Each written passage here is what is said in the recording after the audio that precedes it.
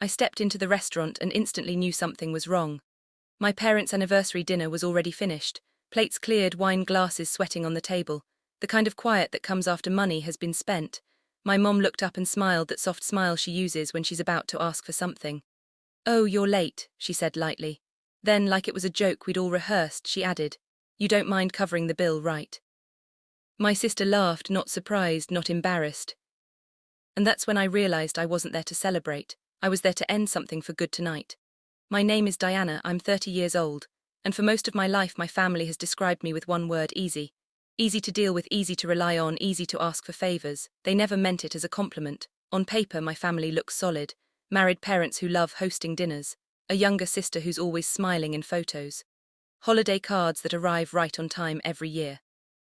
If you met us at a table, you'd think we were close, warm, normal, but closeness isn't measured by how often you sit together.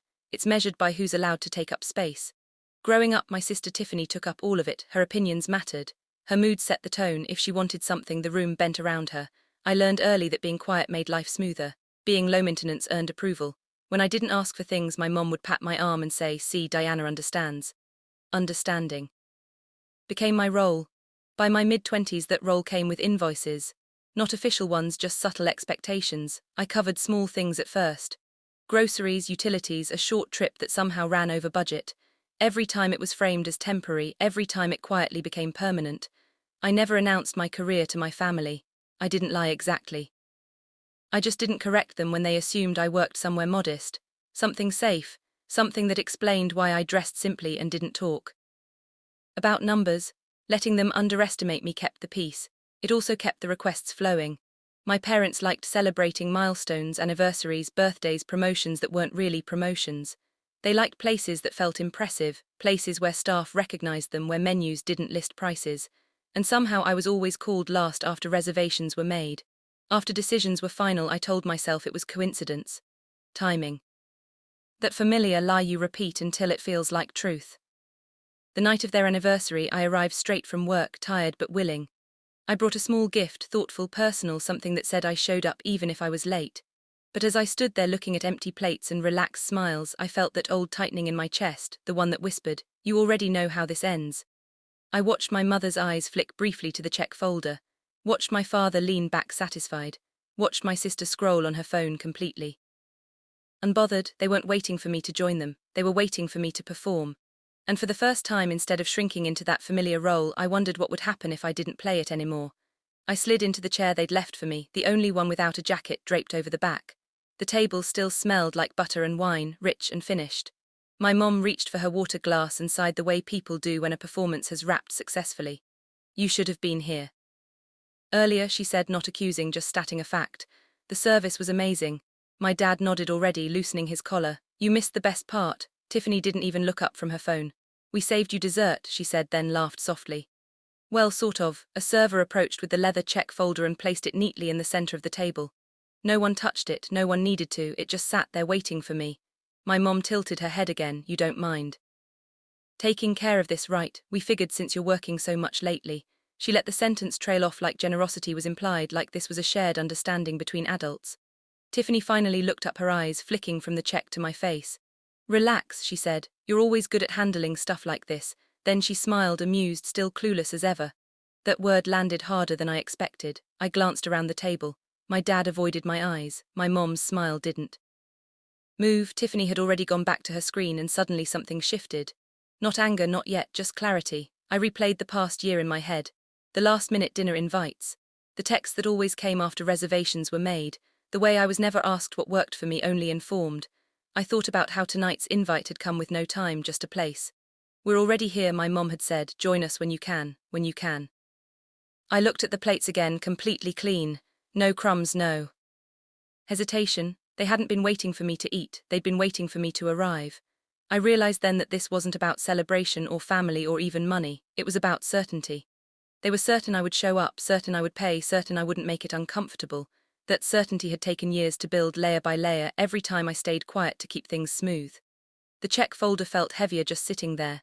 I reached for my glass, took a slow sip of water and said nothing. I didn't argue, I didn't explain, I didn't defend myself, because in that moment I understood something I'd been avoiding for a long time. This wasn't a misunderstanding, this was a system, and systems don't break from conversations. They break when someone stops feeding them. I paid the bill that night not because I felt obligated and not because I was afraid. I paid because I needed one last clean data point, one final confirmation that I wasn't imagining the pattern. On the drive home, the city lights blurred past my windshield. My phone buzzed once, a text from my mom. "Thank you for handling that, we knew we could count on you." No heart emoji, no warmth, just relief, like a task had been completed. At home, the silence felt different, not heavy, focused. I set my keys down, kicked off my shoes, and opened my laptop. The screen glowed against the dark room, steady and honest. I didn't open my work files. I opened the folder I never liked touching, the one I'd been adding to for years without naming it out loud. Payments, bills, transfers, support, each entry was small on its own, reasonable, defensible. Together they told a very different story. I scrolled slowly. Dinner after dinner, travel expenses, emergency loans that were never repaid, utilities I'd been covering without being asked anymore. It wasn't generosity. It was infrastructure. I leaned back in my chair and let the numbers settle. The total wasn't what shocked me. It was the timeline, how early it started, how quietly it grew, how naturally everyone adjusted their lives around it. Caleb came into the room holding 2 mugs of coffee. He didn't ask what I was doing, he never did. He just set one beside me and waited. "They didn't even pretend tonight," I said. He nodded. "They didn't have to." I told him what Tiffany had said. The laugh, the word clueless. Caleb's jaw tightened, but his voice stayed calm. "That's what people say when they think you'll never stop." I stared at the screen again, at the lines that had once felt like kindness and now read like obligation. "This ends," I said, not angrily, clearly. Caleb didn't argue, he didn't cheer, he just asked one question. "Do you want to talk to someone before you do?" I already knew who. My attorney, the one who handled my financial boundaries, not my emotions. I closed the laptop finally. Not because I was done, because the plan was forming. I wasn't going to confront them. I wasn't going to announce anything, and I wasn't going to make it dramatic. I was going to stop participating. And the moment I did, I knew the collapse wouldn't be loud, it would be immediate. I didn't announce anything to my family. I didn't send a long message. I didn't hint. I let routine do what it always did. Carry them forward under the assumption that I would show up and clean up afterward. 2 weeks later, my mom texted me about dinner. Same restaurant, same tone, anniversary makeup. We should all be together. No question mark, no time, just a place. I said yes. When I arrived that night, nothing had changed. The lighting was warm. The hostess smiled like she remembered us. My parents were already seated. Tiffany was mid-story, waving her hands dramatically while her boyfriend nodded like everything she said was fascinating. They didn't stop talking when I sat down. My mom reached for my arm briefly. "There you are," she said. We went ahead and ordered. "You know how long menus take." I smiled, not tight, not fake. Calm. Dinner unfolded the same way it always did. Plates rotated in and out. Bottles appeared without anyone asking about price. My dad laughed louder after his second drink. Tiffany checked her phone between bites, occasionally angling it just right for photos. No one asked what I wanted. I noticed everything. The way my mom leaned back satisfied. The way my dad didn't even glance at the menu. The way Tiffany ordered something to share and slid the plate closer to herself. It was choreography, perfectly rehearsed. Halfway through the meal, my mom said casually, "Oh, did you ever hear back about that other thing?" I knew what she meant. Another expense, another assumption. "Not yet," I said. She nodded unconcerned. "Well, we'll talk later." Later. That word used to make my stomach tighten. Tonight it didn't. When dessert plates arrived, I caught the server Unk SI and nodded slightly. She hesitated, then placed the check folder at the edge of the table. Same place, same silence. No one moved. My mom glanced at it, then at me. "Whenever you're ready," she said gently. I didn't reach for it. Instead, I stood up. "I'm going to grab the manager for a moment," I said. The table froze. Tiffany blinked. "Why, I have a question," I said, still calm. The manager came over quickly. Polite, professional. I lowered my voice just enough that the table couldn't hear everything, but enough that they knew something was happening. "Hi," I said. "I just wanted to confirm something about the account arrangements tied to this table." The manager nodded and checked his tablet. His expression shifted slightly, not alarmed, just attentive. "Yes," he said. "It looks like previous authorizations are no longer active." My mom sat up straighter. "What does that mean?" The manager glanced between us. "It means we'll need a payment method from the party tonight." Silence landed hard. My dad cleared his throat. "There's usually no issue." "I understand," the manager said kindly. "But tonight there's no account on file." My mom looked at me. Really looked. Her smile faded. "Diana," I met her gaze, "I won't be covering dinner tonight." Tiffany laughed once, sharp and disbelieving. Okay, very funny, I'm serious, I said. My dad frowned. What's going on? I sat back down, folded my hands in my lap. What's going on is that I've been paying for more than meals for a long time and I'm done. My mom's voice dropped. You're doing this here. I'm not doing anything, I said. I'm just not doing what you expected. Tiffany scoffed. So you're just going to embarrass us? I looked at her. You weren't embarrassed when you laughed at me last time. Her mouth opened, then closed. My dad leaned forward. This is family. You don't just stop helping without talking about it. I've been talking, I said. You just didn't listen.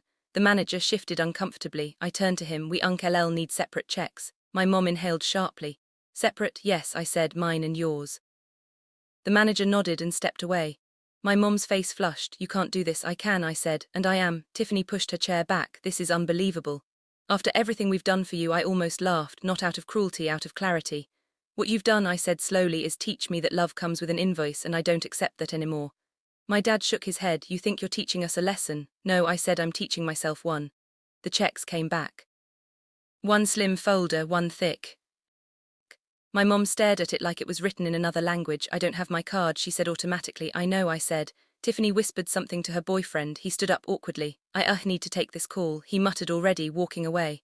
My mom's hands trembled as she opened her purse. My dad reached for his wallet, then hesitated. For the first time they looked unsure, not angry, not indignant, unprepared. The manager waited patiently. My mom looked up at me, eyes sharp. Now, you're enjoying this. I'm not, I said honestly. I'm finished.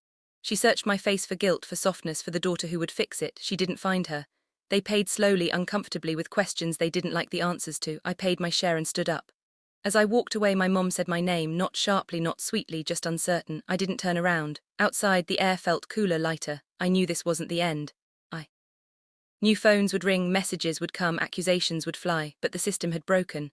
And once that happens, nothing ever works the same again. The fallout didn't come all at once. It arrived in waves, short texts, missed calls, messages that started polite and ended sharp. I didn't respond to any of them, not out of spite, out of certainty. Without my quiet support, things shifted fast. Dinners got smaller. Plans were suddenly postponed. The confidence my parents wore so easily began to crack, not dramatically, just enough to notice. Tiffany stopped posting photos from places that required reservations. Her boyfriend disappeared from family conversations entirely. No one apologized. I didn't expect them to. What surprised me was how little guilt I felt. I had imagined this moment for years, thinking it would hurt more, that I would mourn something. Instead, I felt steady, like I'd finally set down a weight I'd been carrying without realizing how heavy it was. At home, life felt quieter in a good way. Caleb and I ate dinner without rushing. We talked about work, about plans that didn't involve anyone else's expectations. For the first time, my time felt like it belonged to me. I didn't cut my family off, I just stopped cushioning their lives. I stopped smoothing edges and paying over consequences. If they reached out, I answered honestly. If they asked for help, I said no without explaining. And something strange happened. The world didn't collapse. I didn't become cruel. I became clear. The restaurant incident faded into memory, but the lesson didn't. Boundaries aren't walls, they're doors you choose when to open. And once you close one that's been draining you for years, the silence on the other side isn't loneliness, it's peace. If you've ever been the one who always shows up, always pays, always fixes what no one else wants to face, I want you to hear this. You're not selfish for stopping, you're not cruel for choosing yourself, you're allowed to set boundaries even with family. If this story felt familiar, share your thoughts in the comments and subscribe so you don't miss the next.